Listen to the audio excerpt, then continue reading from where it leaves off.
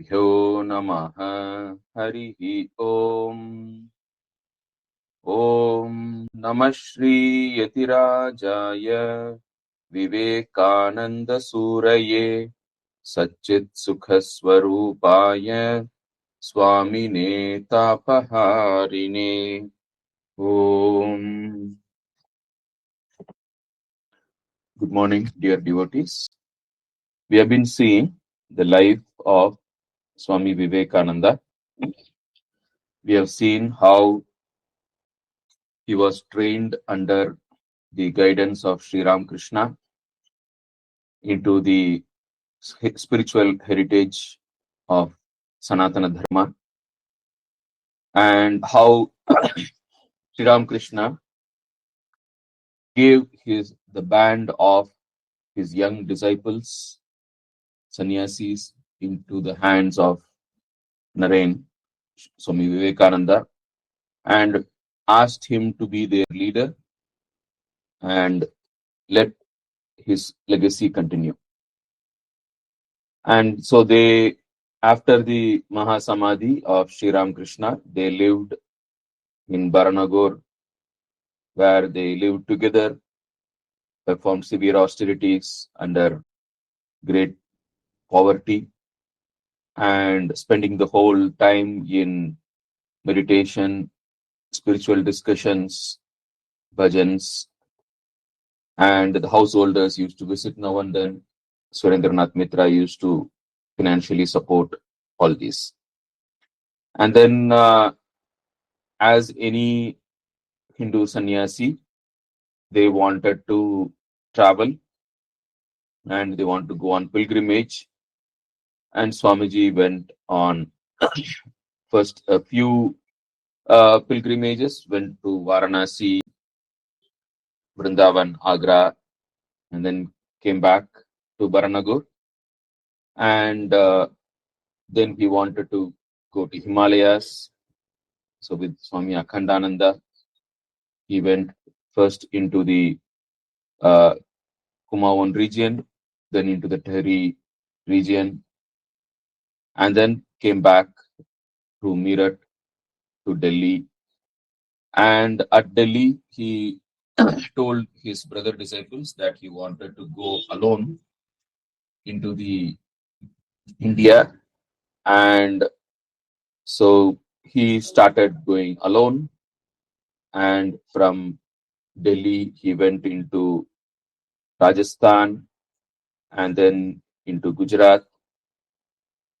And now we are seeing Swamiji entering Maharashtra, so going southwards. So that is where we left Swamiji, and we'll continue from there.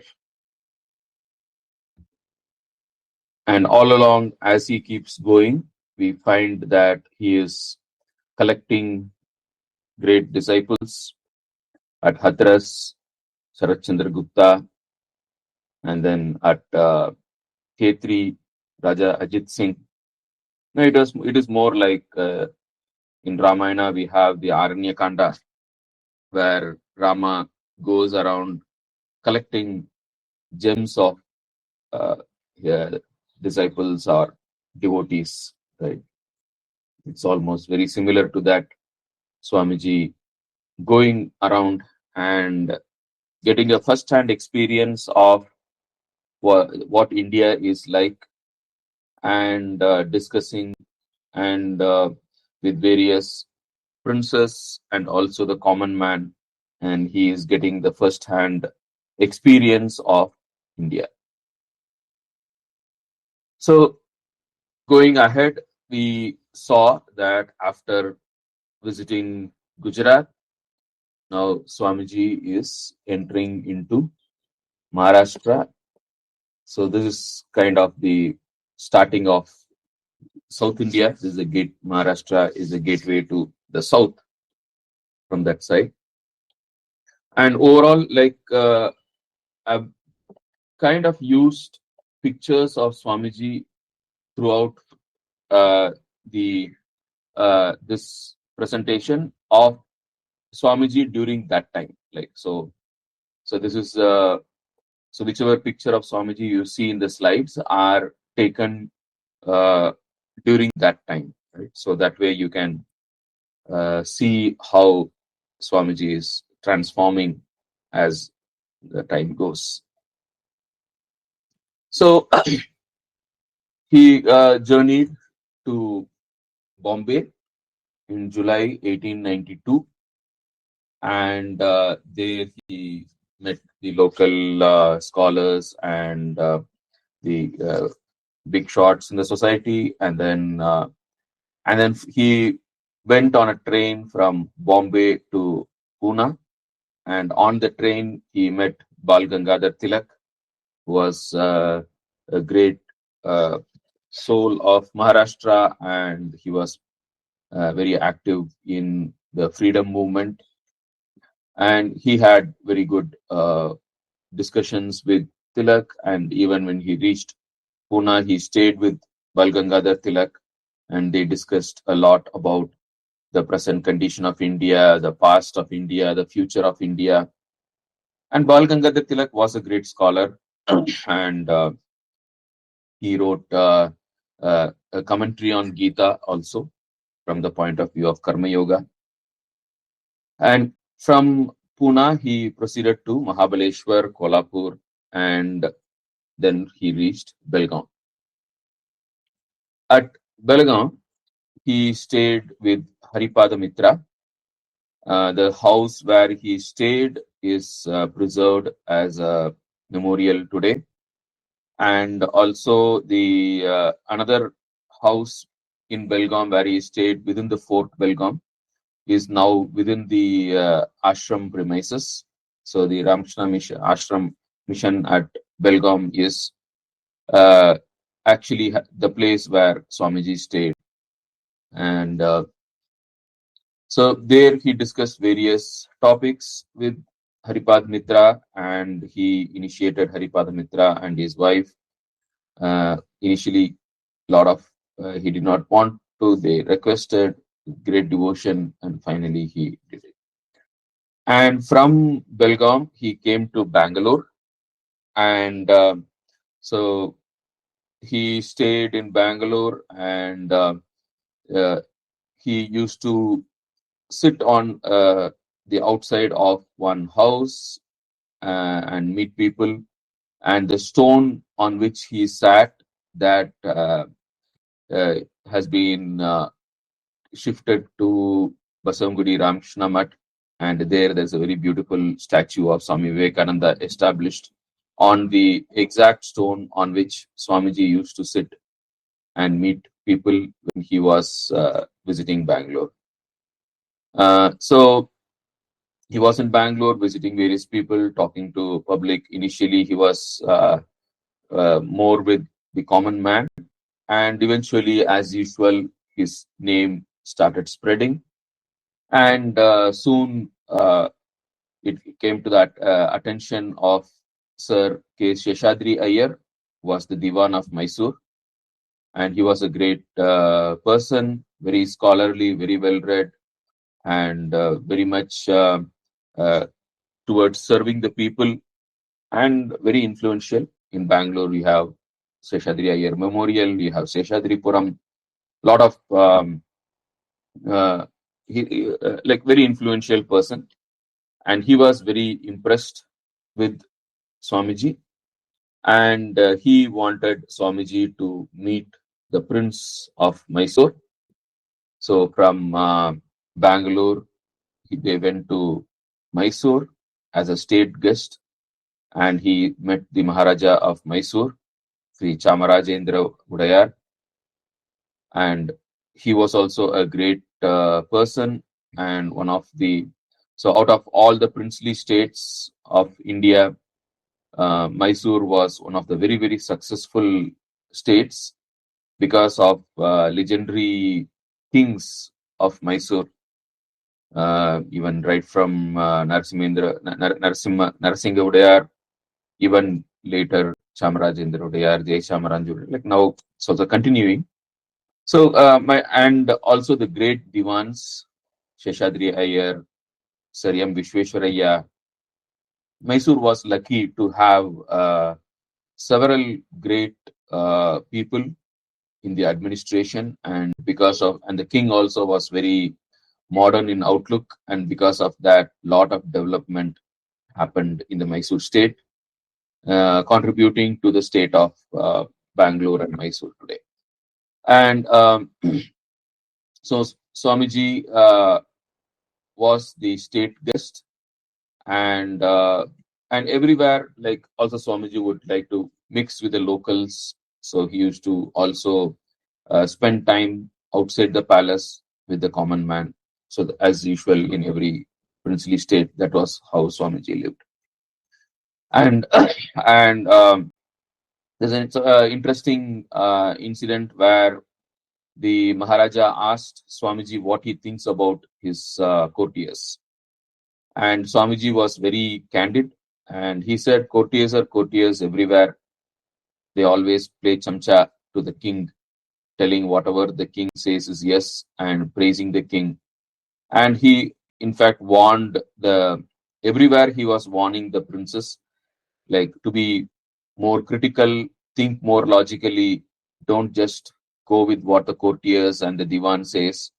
Be keep cross-checking and ensure that uh, you have some original have original cross checks about the affairs of the state. So that was the advice he was giving the princess wherever he went. And the same thing he told in Mysore also. And the Maharaja said, like, but my divan is very good. And then Swamiji made a remark that divans are also the same everywhere. They just tax the state and then pay the British. Uh, so basically, like the way the princely states worked uh, was like so the British had given the freedom for all the princely states to take care of all the internal affairs, but when it comes to the foreign policy, the British wanted to have a uniform foreign policy across the entire Indian subcontinent, and for that they had the princely states had to pay a tax. So the army and the defense and those things were managed by the British, just like the federal government today, the central government today, and the state governments are free to have their local administration. So very similarly was the structure of the governance and administration even those days. So this happened, and the also when Swamiji was staying in the Mysore palace, uh, he had deep discussions on European music with an Austrian musician who was visiting, and people were quite astonished that Swamiji, in addition to his deep knowledge of Hindustani music, he also had very deep knowledge of European music also. And there was a time when electrification was going on, and Swamiji had deep discussions on electricity with an electrician in the palace, and again he surprised everyone by his deep knowledge about science, technology, electricity, all these things.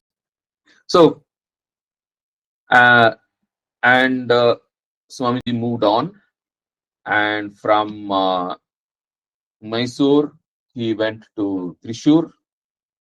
Thrissur is a significant place in Kerala, and Thrissur has a temple of Shiva, and that was where Adi Shankaracharya's parents went to worship, to ask for a son. So Adi Shankaracharya was born in response to his parents' worship in the Vadakunathan temple in Thrissur. And Adi Shankara's birthplace, Kaladi, is near Cochin. And though Shankaracharya attained Mahasamadhi in Kedarnath, looks like a part of his relics was brought down to Trishur, and within the Trishur temple also there is a Samadhi of Shankaracharya. So probably some relics were brought and were buried or consecrated in the Trishur temple. So it's a lot of memories of Adi Shankaracharya there. Swamiji went to Trishur and he had great discussions with the local people. From there, he went to Cochin, where he met various scholars, and then they asked Swamiji to go to Trivandrum and meet the king and other scholars. And one thing which Swamiji noticed in Kerala was the rampant caste discrimination, untouchability, and all that. And in spite of that, the king was quite progressive. And then, and also he found that the royal family was very well educated. He had deep conversations fully in Sanskrit with the women of the royal household, and he was very pleasantly surprised to see the depth of scholarship and knowledge, traditional and modern, and that too in Sanskrit, and that too they could fluently converse in Sanskrit by the women of the royal household. And Swamiji wrote letters to his brother disciples about this. But then for the common man, there was so much of caste discrimination and untouchability, which Swamiji condemned a lot. And in fact, there are places where he said Malabar is like a lunatic asylum based on the caste-based discriminations. And he suggested a lot of reforms. He suggested various things. And there he met Professor Sundarama Iyer and other scholars. And he met Prince Martanda Varma, and he was a lot of discussions and about his journey so far, and those kind of things were there. And Prince Martanda Varma was an amateur photographer, and he requested to take a photo of Swamiji. So this photo of Swamiji, which you see, was taken by the prince at that time. And another thing to note is when Swamiji was traveling in Rajputana, in Rajasthan, one old lady, she suggested that Swamiji wears a turban, and it was hot at that time. It was peak summer when Swamiji was in Rajasthan, and out of great motherly love, she told him that it is not good for his health to move around bareheaded, and so she suggested that Swamiji should wear a turban. And when Swamiji said, like, I don't know how to wear a turban, lovingly that old mother, she tied a turban on the Rajasthani style on Swamiji's head. And with great gratitude to that old lady's motherly love, as the love of Mother India herself on him, he started wearing this Rajasthani style turban from then on. So after that incident, like after that mother put a turban on Swamiji's head, for the rest of his life he was wearing the Rajasthani style turban throughout his public life. So so you can, so till he reached Rajasthan, you will find Swamiji always mostly bareheaded, and after Rajasthan you can find that almost most of the pictures of Swamiji wearing this characteristic Rajasthani turban, and that has a story behind it. And so after meeting the king the prince in Kerala. Then he proceeded to Madurai, and he went to the Madurai Meenakshi temple. And there, by coincidence, when Swamiji was at the temple, the Raja of Ramnad, Bhaskara Sethupathi, you can see the picture on the right side. So he was also visiting the Madurai temple, and he met the Raja of Ramnad. He talked to him, and the Raja was quite impressed by Swamiji's scholarship, modern views, and depth of knowledge and everything. And he encouraged the Swamiji to attend the Parliament of Religions. So, right from Swamiji's coming from Rajasthan, many of the princes had known about the Parliament of Religions, and wherever he went, actually it was being suggested. And it is quite interesting. The very Parliament of Religions actually is a very interesting affair. So it was 400 years since Columbus had landed in America, and to celebrate the 400th anniversary of Columbus landing in America, US wanted to have a big exhibition. And so this is 1892, where we are currently. And so Europe was dominating. Like there were British colonies, French colonies, Dutch colonies, Portuguese colonies, Spanish colonies all over the world. And so slowly US was developing as a nation. And this was the time when US wanted to claim supremacy in the world affairs. Till then, it was not very significant, and it wanted to become a big player in the world, in the community of nations, and it wanted to use this occasion as one of the stepping stone towards that. And so, for that, it organized this 400th anniversary celebration, and so it invited people from all over the world, and it had a very huge year-long celebration, and it invited the best of achievements all over the world in science, technology, art, religion, philosophy, every field of human achievement. US wanted to invite the best from all over the world and also showcase its own achievements in all these things. So, and so one of the objectives was US to start acting as a counterforce to the Western European countries.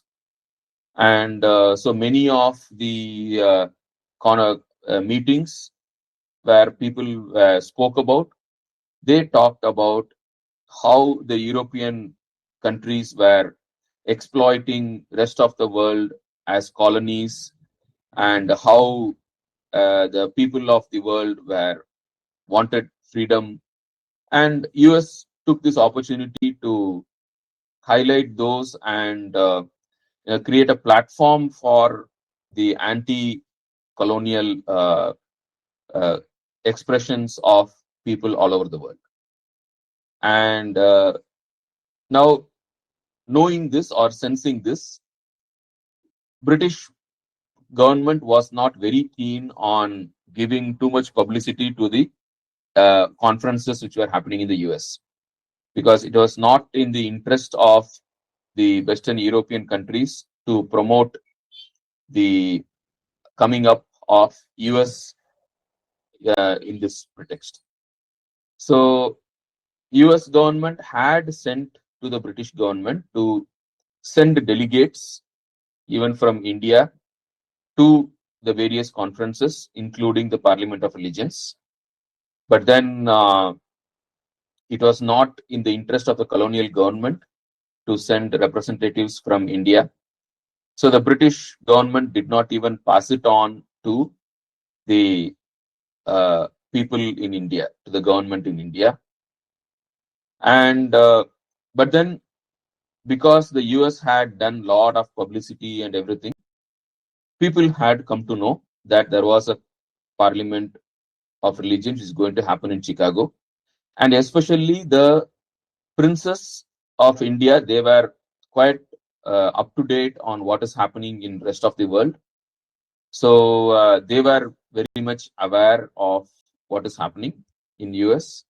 And so right from Rajasthan, the princes, wherever Swamiji went, looking at, hearing from him and knowing, coming to know of his great knowledge and his skill in oration and everything, the princes and the divans were suggesting that Swamiji should attend the Parliament of Religions in Chicago.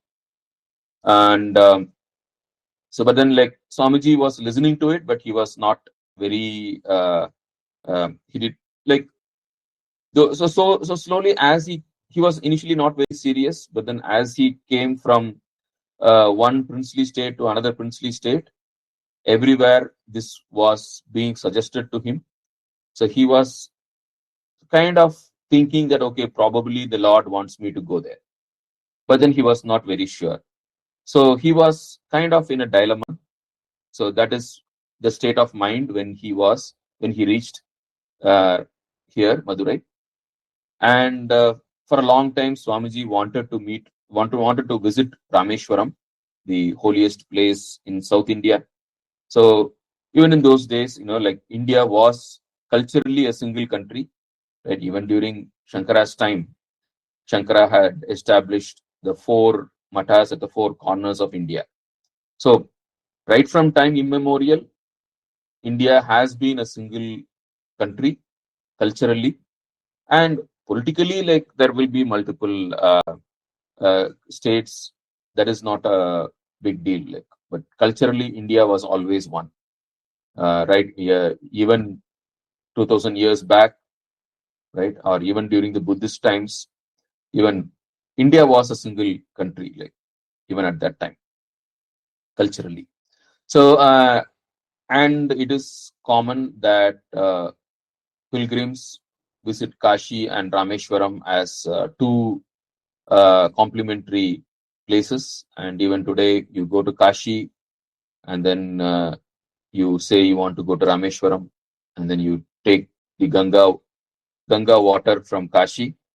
You come and give it to the temple in Rameshwaram, and they will do Abhisheka of Shiva using the Ganga water.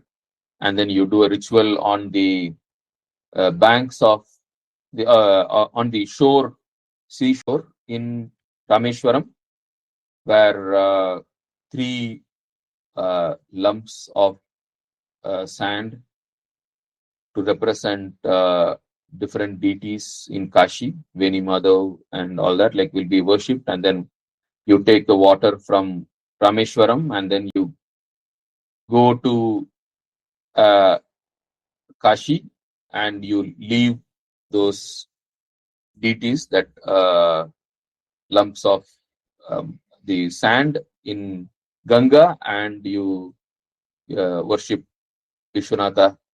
So basically, like, Kashi and Rameshwaram have been traditionally complementary places of pilgrimage, and it is always said that a pilgrimage to Kashi is not complete until you visit Rameshwaram, and a pilgrimage to Rameshwaram is not complete unless you visit Kashi. So that is the tradition.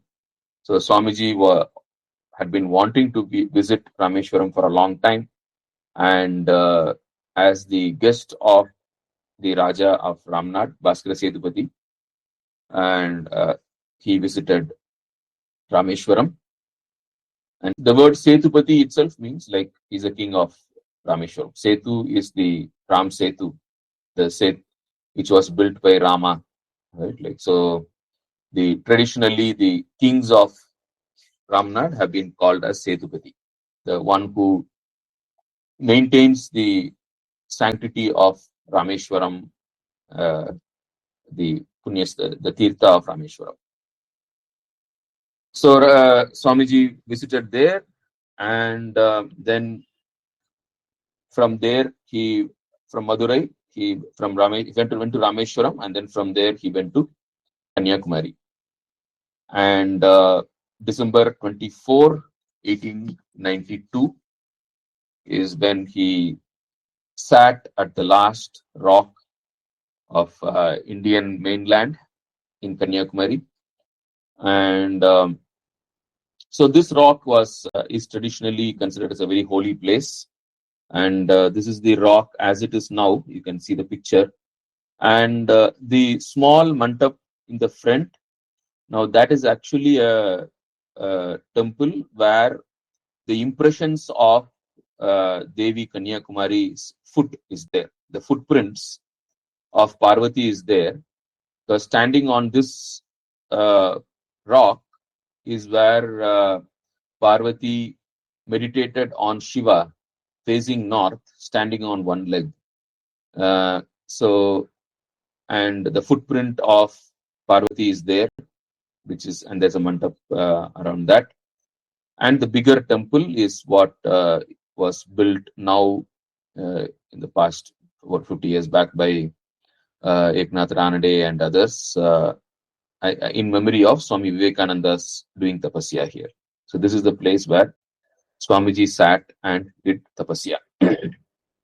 So Swamiji had been going around the whole of India, and having seen the whole of India, a full, almost full tour from Calcutta into North India, and then into the Himalayas, and then into Rajasthan, Gujarat, Maharashtra, Karnataka, Kerala, Tamil Nadu, and down to Kanyakumari he has come.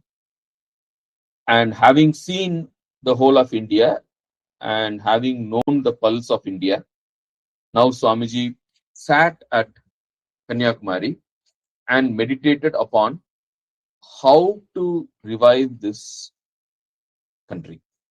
So his meditation was not on attaining liberation or anything personal for himself. His meditation was for India. What is the past, what is the present, and what is the future of India? So that was his meditation.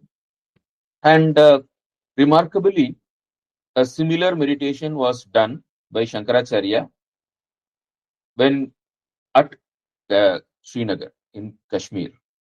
Shankaracharya also did a very similar thing. He did a Bharat Parikrama, went all over India, found the condition of India because of India became Buddhist, and then Buddhism deteriorated, and because of that, the entire India was at the lowest at that time. And how to revive India back was the meditation of Shankaracharya, sitting in the Shankaracharya hill in Srinagar at the northernmost tip of India. So, and it was there that Shankaracharya meditated upon how to revive India, and then he came up with a plan how to absorb Buddhism back into Sanatana Dharma, and then give the people the revived Hinduism with the Shanmatas, and then establish 4 mathas in 4 corners of India. So all this, that entire plan of revival of India was done by Shankaracharya sitting in the hill in Srinagar in Kashmir. And the same thing, or a very similar thing, is what Swami Vivekananda did, sitting in the southernmost tip of India in Kanyakumari. After going through the entire India, after understanding the pulse of India, he sat here and he meditated upon what is to be done. And that is where he came to the conclusion that religion is the core of India, and India has to be revived by reviving religion, and that to be done by reforming Hinduism based on the new teachings, the new lines, but still rooted fully in the tradition. So whatever Swamiji taught was not different from what Shankara taught or what is there in the Gita. So it was completely traditional, fully rooted in the tradition. It is just a new interpretation or a new energy he gave to the traditional Sanatana Dharma. And he, so all these thoughts he had, and because of the condition of India, the poor condition of India, he wanted more. He found that he needed money to start social service and to alleviate India from poverty, to alleviate the common man of India from poverty. So for that, he thought he will go to the West and exchange India's Vedanta, the knowledge, the spiritual knowledge of India, for material support, and that way he can revive India. So all those thoughts, everything like came to his mind, and he was also able to see that the future of India was very bright. And he says, I see with my eyes that the future of India is going to be much greater than what India has ever been during the past. Now, this is another very important teaching of Swamiji. Now, today, a lot of Indians, Hindus, they are always glorifying the golden age of Guptas. They say the India was great during that time. India was this, India was that, and today India is bad. Now, what about the future? Now, many of them, they always glorify the past, and in the glorification of the past, they miss the plans for the future. So, Swamiji's message is very clear. Yes, India was great in the past, and now it's a temporary state of decline, and the future is going to be greater than any time in the past. So, one thing which we need to understand is that the future of India is going to be much greater than the golden age of the Guptas, which we cherish. So, the future is going to be greater, and it is just a matter of time, and we need to work towards it. We, as citizens of India, we need to put our heart and soul, sweat and blood into the modernization of India on traditional lines, so that India becomes again great, and Swamiji has seen that India will be greater than even any time in the past. So the future is great. The past was good, yes, and the future is going to be much better than any time in the past. Now, with this faith and hope, we need to work for India. All this talk of, oh, this is Kali Yuga and things are going down to the drain. No, Kali Yuga is over, and now we are back in the ascending phase. So no more talk of Kali Yuga anymore. So Kali Yuga is over, and now we are again in the phase, upward ascending phase, and that faith we need to have, and we need to work towards that. So all these things came out of Swamiji's meditation at Kanyakumari.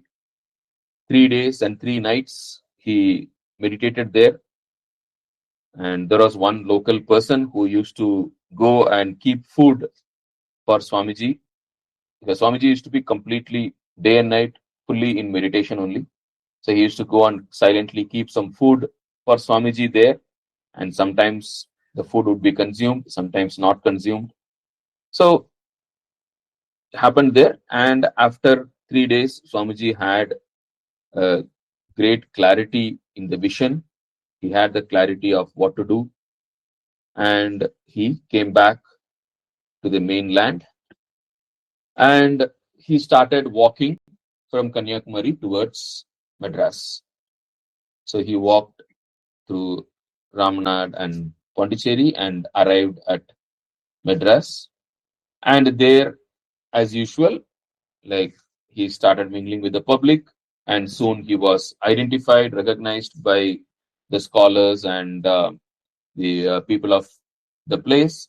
And in Madras, he got great, very good, devoted disciples.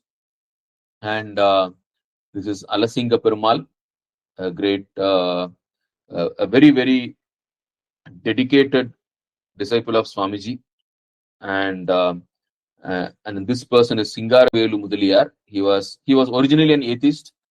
He came to Swamiji with a very critical questions and as an atheist. But then he was very sincere, and Swamiji was able to convince him, and he became an ardent disciple and follower of Swamiji. And so Madras was the beginning of his public recognition.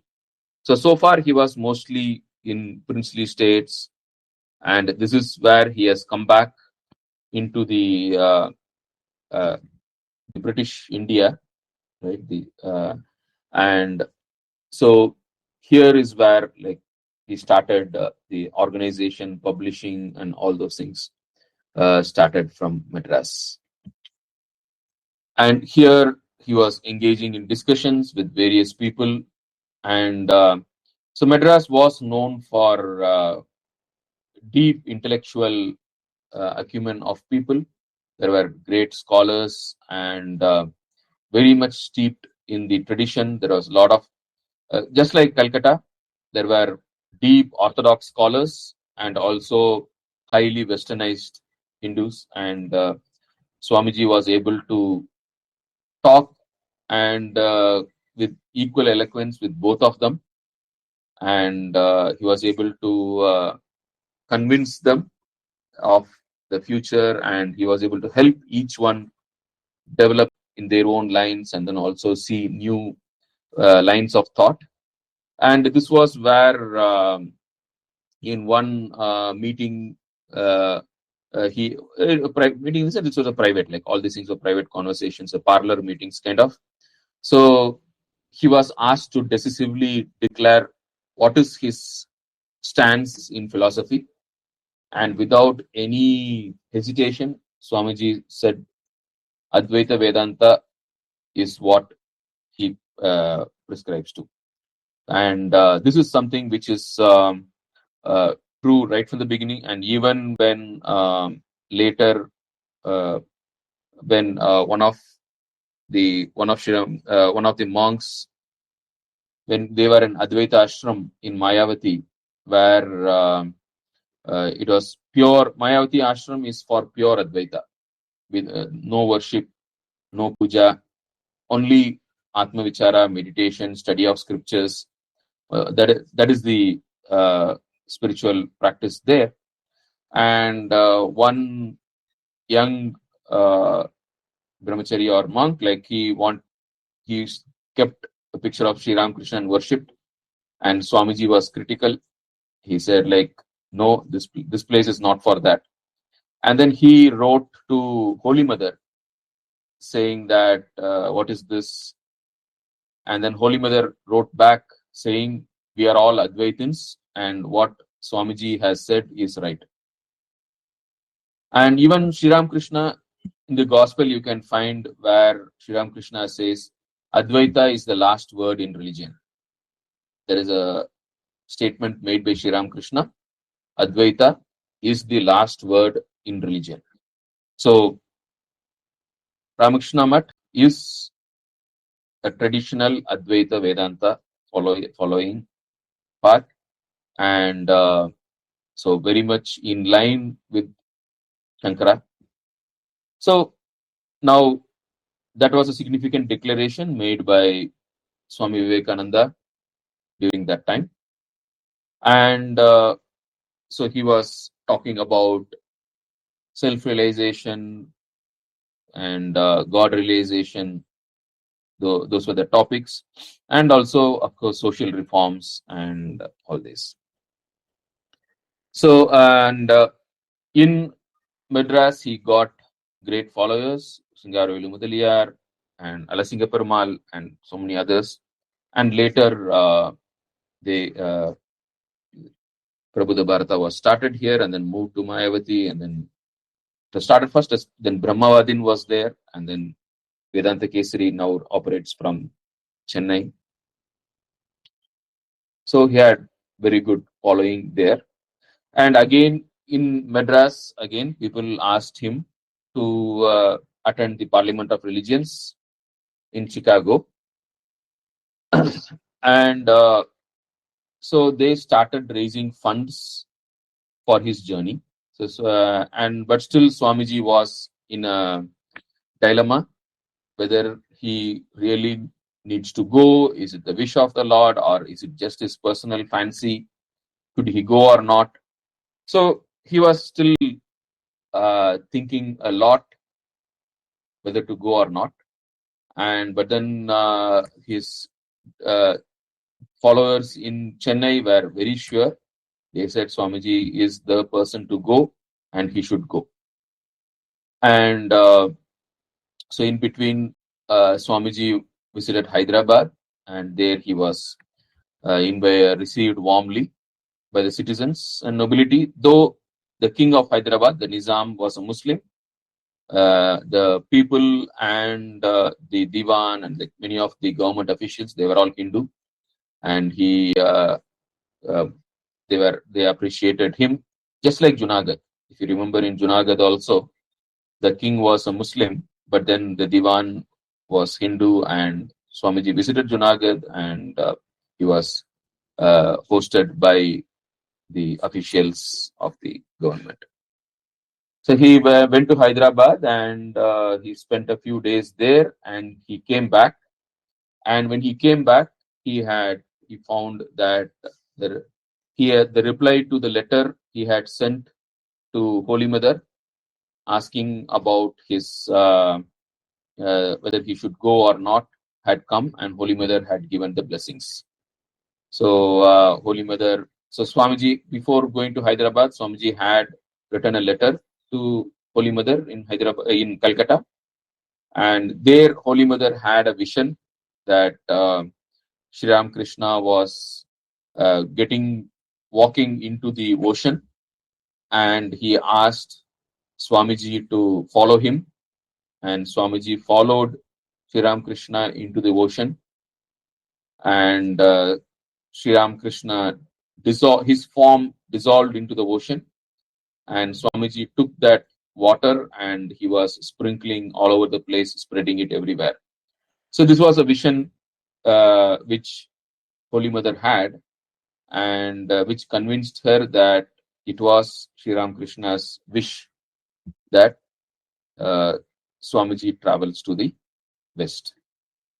And receiving the confirmation, Swamiji was very happy, and so all the preparations was done.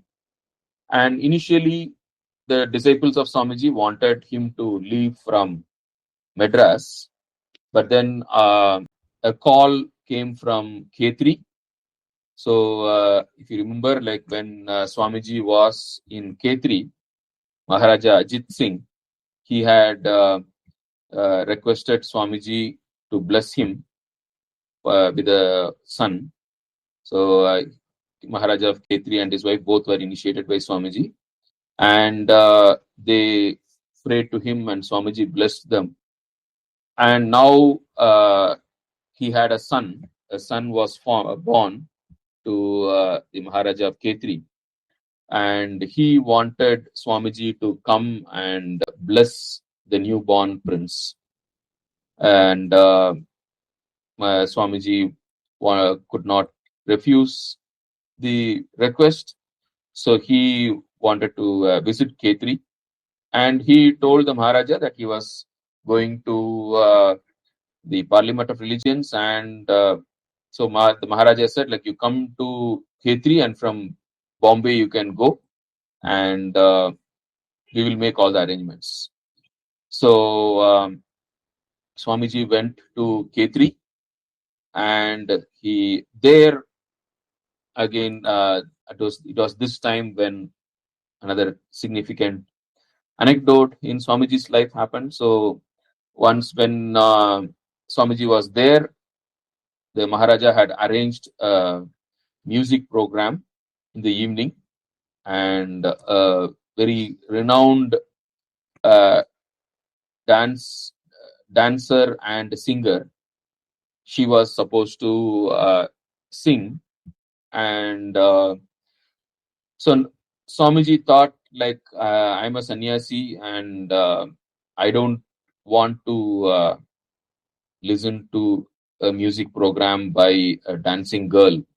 So Swamiji thought it would be like, more like, usually, like, the Hindustani music. If you see, there are two genres in Hindustani music. One is the ghazals. Ghazals are mostly love songs and those kind of things, and then you have bhajans.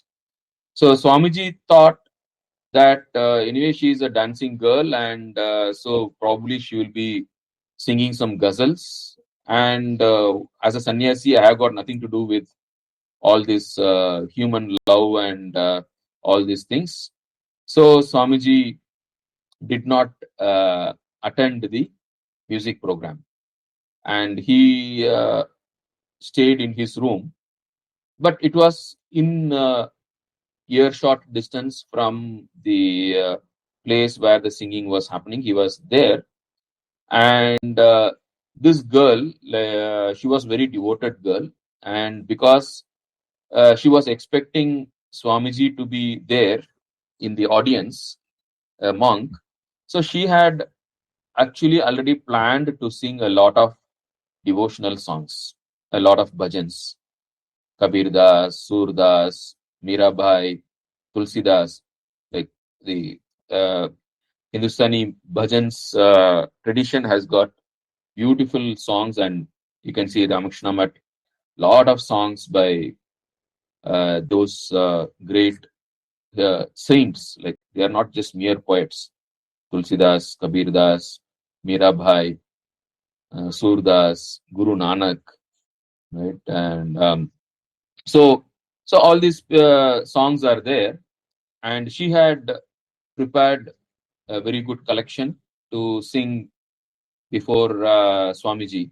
And when she saw that Swamiji was not there, and she guessed the reason why he was not there, that okay, I'm a dancer, I'm a courtesan, I'm a singing girl, so probably I don't deserve the presence of Swamiji.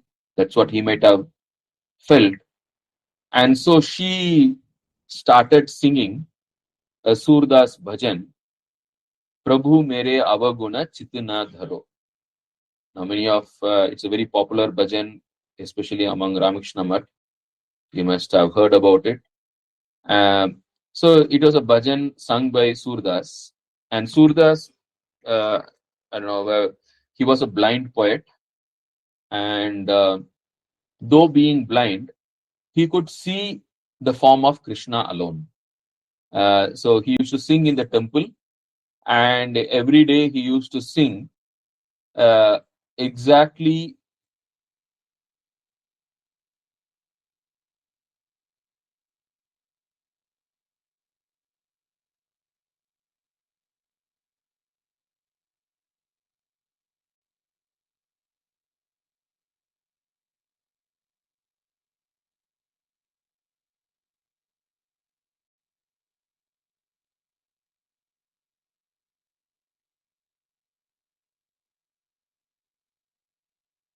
decorated Krishna in the uh, Nirmalya form, just wearing only a kaupina as baby Krishna with wearing only a kaupina. And that day he sang that Krishna was wearing only kaupina also. So then, like, and in fact, Krishna appeared to him and offered to restore his eyesight, and Surdas refused. He said, "Hey Krishna, like, anyway, in my mind's eye, I am able to see you, and I don't, with this vision, like, what will I do? I will only see the world." And he said, "I don't want to see the world. Anyway, to see you, I don't need eyes, and I don't need eyes to see the world." and he refused to take that blessing of vision, and he continued to remain as a blind person throughout his till the end of his life. And Surdas bhajans are very, very touching, beautiful bhajans. And one of his bhajans is this: Prabhu mere avaguna chitina dharo. So the bhajan goes this way: Prabhu mere avaguna chitina dharo, samadarishi hai namu tiharo.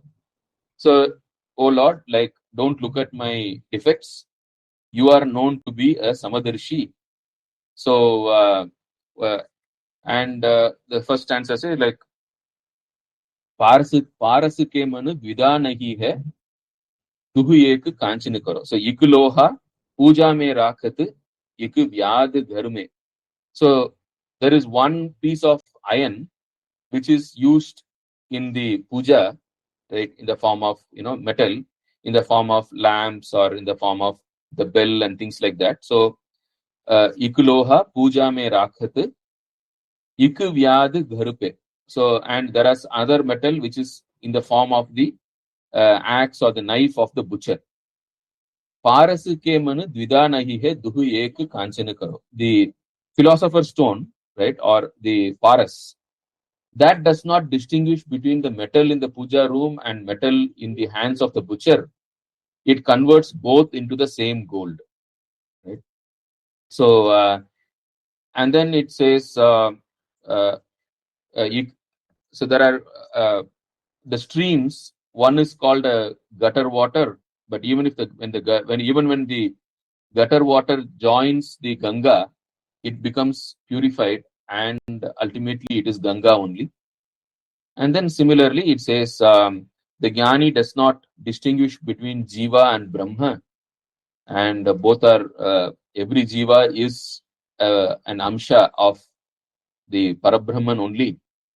So the Jnani does not make any distinction. So this was the song of Surdas, and she sang this song with full emotion, with tears in her eyes, and Swamiji understood that this song was addressed to him, and he came back. The moment she started singing, he came back, and he sat through the full bhajans program, and she fell at his feet at the end of it, and he blessed her. And Swamiji learned a great lesson, that as a sannyasi, he is beyond all kind of distinctions of high and low. But we can see that this is there right from the beginning. We saw that even on the way from Agra to Vrindavan, we saw where a low caste person was offering a smoke. Initially, Swamiji refused, and then he came back, and then he corrected himself. So here again is a similar thing, right? So and the beauty is Swamiji was open to criticism. He was very willing to learn and correct his ways. So he was continuously trying to improve himself, and he was very, very open. And we can see this all over throughout his life, how he is receptive, and everything that happens, he sees the hand of the Lord, and he tries to learn his lessons from every incident. And this happened in K3 when he was visiting K3 to bless the son of the Maharaja. And after that, the Maharaja sent his minister along with Swamiji to Bombay, and there they did all the purchase. Whatever clothes which Swamiji needs, everything was bought and packed into 3 huge trunks.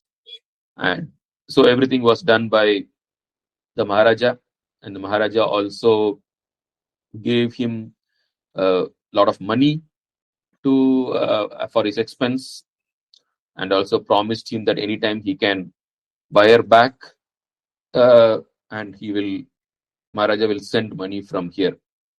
So a blank check was given to Swamiji, by the Maharaja of Khetri, and so he was sent. And at this time, his disciples, devotees from Madras, they also came to Bombay to see him off. And so from Bombay, Swamiji left to America on May 31st, 1893. So he used two ships to go. So the first ship was called the Peninsular, which he started from Bombay, and I think at Singapore or Japan, he transferred to another ship. So this one ship took him up to Japan, I think. I'm not sure, Singapore or Japan. And then from there, he took the other ship, which is called the Empress of India, to Vancouver. It went all the way to Canada. And then he landed up in the western coast of Canada. So this was the way. And throughout his Bharat Parikrama, a lot of interesting things happened.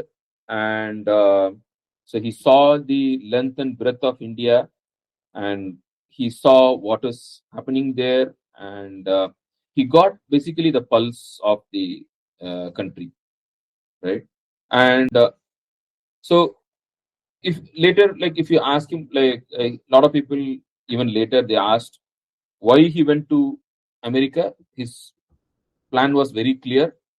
He went there for the poor people of India. He wanted to start social service to cater to the poor people of India here, and for that he went to US to collect funds and for public service in India. And of course, there is nothing called free money. So he said, I will give India's spiritual knowledge to the West, and in return for that, I will get material support, technology, science, technology, and material support for the poorest of the poor people in India for that. So this was what Swamiji's intention was. So I'll read from the book. So he saw America as a country of unlimited opportunities, right? And where the people's mind were free from encumbrance of caste or classes. He would give the receptive Americans the ancient wisdom of India and bring back to his motherland in exchange the knowledge of science and technology. So that was his intention, right? So that was what he went, his intention from there. And there are some interesting things which happened during his Bharat Parikrama. A couple of things we can see. So once when he was in a forest, he felt like he was in a dejected mood. And once about looking at the poverty of India, what can I do, and all that. And at that time, he was crossing a forest, and when he was resting under the forest, he saw a tiger approaching. Maybe I'll read from the book. I think that is him.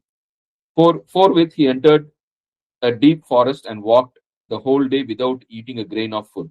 At nightfall, he sat down under a tree, footsore and hungry, and waited to see what would happen next. Presently, he saw a tiger approaching. Oh, he said, this is right. Both of us are hungry. As this body of mine could not be of any service to my fellow men, let it at least give some satisfaction to this hungry animal. He sat there calmly, but the tiger, for some reason or the other, changed its mind and went off in another direction. The Swami spent the whole night in the forest, meditating on God's inscrutable ways. In the morning, he felt a new surge of power. So, a lot of interesting incidents like this. And once when he was in Tibet, the practice of polyandry, that is, brothers sharing a single wife, like So one woman married to multiple men. It was a common practice. It was their culture. And when Swamiji, and then when he had a discussion with them, and he understood that this is their culture, and he learned a lesson that there is nothing which is right or wrong, and it is just that different cultures are there, and he learned to respect every culture, and he learned to look upon everything from their point of view, right? So like this, there are a lot of nice incidents, and in Rajasthan, once Swamiji was sitting under a tree, and he was giving, people were coming in streams, talking to him. People were coming and going, and people came and talked to Swamiji, got their doubts cleared, got discussions, and then some they would leave, and someone else will come. There was a continuous stream of visitors, and Swamiji did not have any rest or any break to even eat during that time. And there was one poor cobbler who was sitting opposite to the tree. He was watching, and when he saw Swamiji like this, fully busy, after a long time, he came when there was a small gap between the visitors coming. And he said, Swami, I don't know who you are, but I am seeing that a lot of people are coming and talking to you and going, and I don't understand what they are talking. I am a poor, illiterate cobbler. But one thing I understand is you have not eaten for almost 2 days. And I am a low caste person, so I will give you some uncooked rice. Please cook and eat, and then you can continue your talk. And Swamiji was very moved by this loving offer. And he said, like, see, I am a sannyasi. I don't see any caste distinctions. So you please cook food in your house. I will come to your house and I will eat. And initially he was resisting. He said, like, no, I am a untouchable. I am a cobbler. And he said, like, no, nothing doing. I am a sannyasi. I don't care about all these things. I want to eat in your house only. Please, you cook your food. I cook food and I will come and eat. And Swamiji had food in his house, and that person was shedding tears of gratitude, and he and then Swamiji said it was India lives because of people like you. He told the cobbler. So like this, there are a lot of incidents you can see in the Swamiji's life. I think we will stop here. So now we are seeing that Swamiji is getting onto a ship and starting from India on the way to America.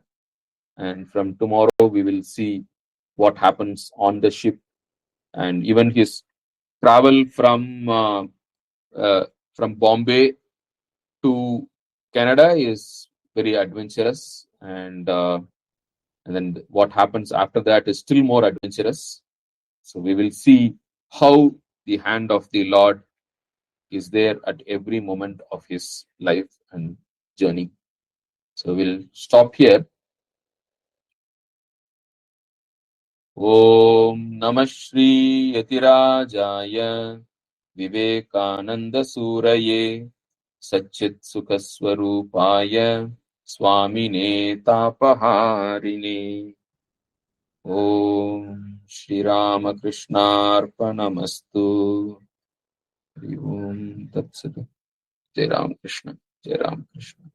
Jai Ram Krishna.